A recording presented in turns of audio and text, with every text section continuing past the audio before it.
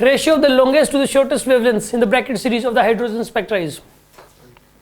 Bracket series कौन सी होती है? लाइमन, बामर, पाशर, ब्रैकेट चौथे नंबर पे आती है, ठीक है ना। कहीं एक तो ये गलती मत कर देना आप कि पता चलेगी इसको तीसरे नंबर पे ले जाओ आप, कहीं मतलब काउंटिंग लिखते आगे पीछे कर देते हैं इसको।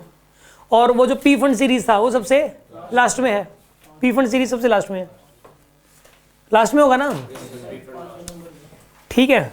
ऐसे याद रख लिया करो। देखो पी फंड कई बार भूल जाओ कि वो चौथे पे था कि पांचवें पे था, तो पी फंड पी आता है शुरू में, पी फॉर 5, पी फॉर 5 आसान तरीका है कि नहीं बताइए आप। सुन अब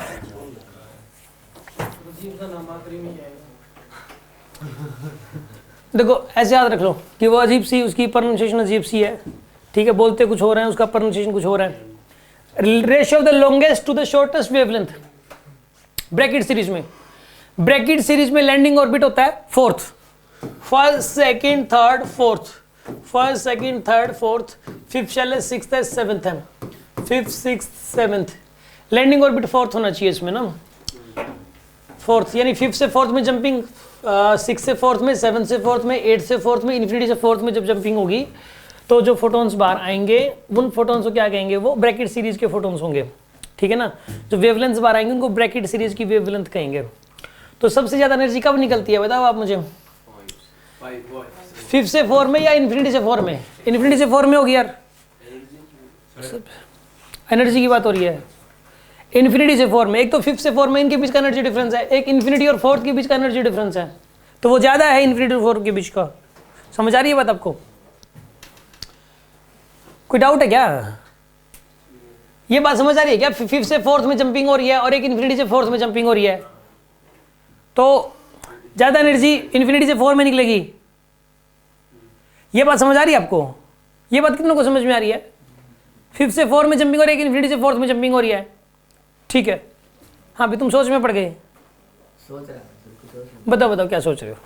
मैं वो फोर्थ का एनर्जी वो सोच रहा था, 0.85।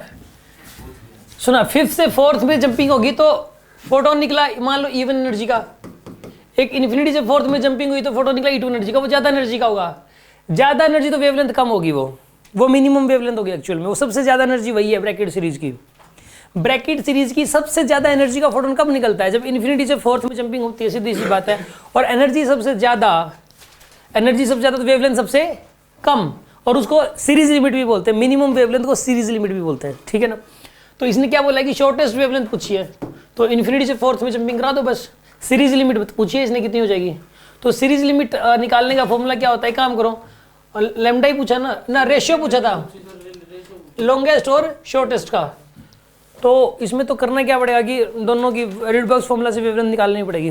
रिडबर्ग्स फॉर्मूला निकाल लो आप पहले, लॉन्गेस्ट वेवलेंथ निकालनी है पहले। तो लॉन्गेस्ट वेवलेंथ तो 5 to 4 होगी, एनर्जी कम वेवलेंथ ज़्यादा, फिर इन्फिनिटी से फोर्थ वेवलेंथ मिनिमम।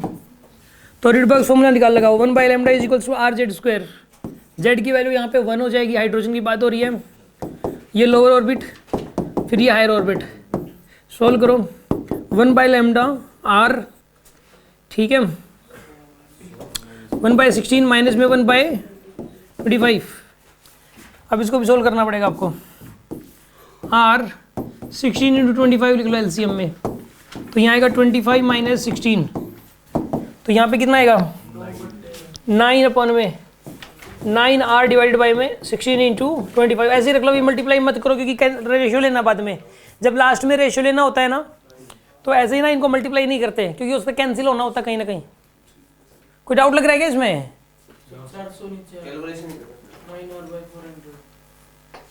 क्या हो गया तुम्हें? इसमें कोई डाउट है यहाँ तक तो बताओ पहले तो, फिर क्या बुड़बुड़ कर रहे हो यार? देखो सुनो, लेमडा की वैल्यू कितनी हो जाएगी यहाँ पे 16 × 25 डिवाइड बाय में, ये तो लेमडा आ गया, इसका रेसिप्रोकल ले लिया, ठीक है जी। अब सुनो अगली बात सुन लो आप, एक और निकालना है लेमडा, कैसे निकलेगा बताइए आप? RZ² कहाँ से कहाँ तक? इन्फिनिटी से फोर्थ में जंपिंग हो रही है, तो 4 का स्क्वायर माइनस में 1 बाय इन्फिनिटी का स्क्वायर, तो 1/λr इंटू 1/16, तो लैम्डा की वैल्यू कितनी आएगी यहाँ पर 16/r आ जाएगी। तो ये वाला लैम्डा कैसा था, मैक्सिमम था, ये कैसा है, मिनिमम है। तो लैम्डा मैक्स बाय लैम्डा मिन, इनका रेशियो आपको लेना था। तो 16 into 25 divide by 9r upon 16/r, r से r कैंसिल हो जाएगा। 16 इंटू 25 डिवाइडेड बाई 9 इंटू 1/16, 16 से 16 कैंसिल, 25 डिवाइडेड बाई में 9, ये आंसर आएगा।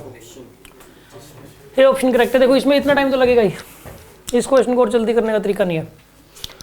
ठीक है, अब मैं से कोई रिजल्ट निकाल दूँ उसका याद फायदा, रिजल्ट तो निकल जाएगा, लेकिन पता है इसमें ऐसे क्वेश्चन मिलेंगे तो ना बहुत ज़्यादा रिजल्ट उसका निकलता है जो क्वेश्चन बार बार रिपीट हो रहा हो। ये कोई पता चले पूरी बुकलेट में ये क्वेश्चन ऐसा, तो रिजल्ट थोड़ा याद करोगे इसका। ये तो ऐसे ही करना पड़ेगा आपको। आगे बात समझ में आपको।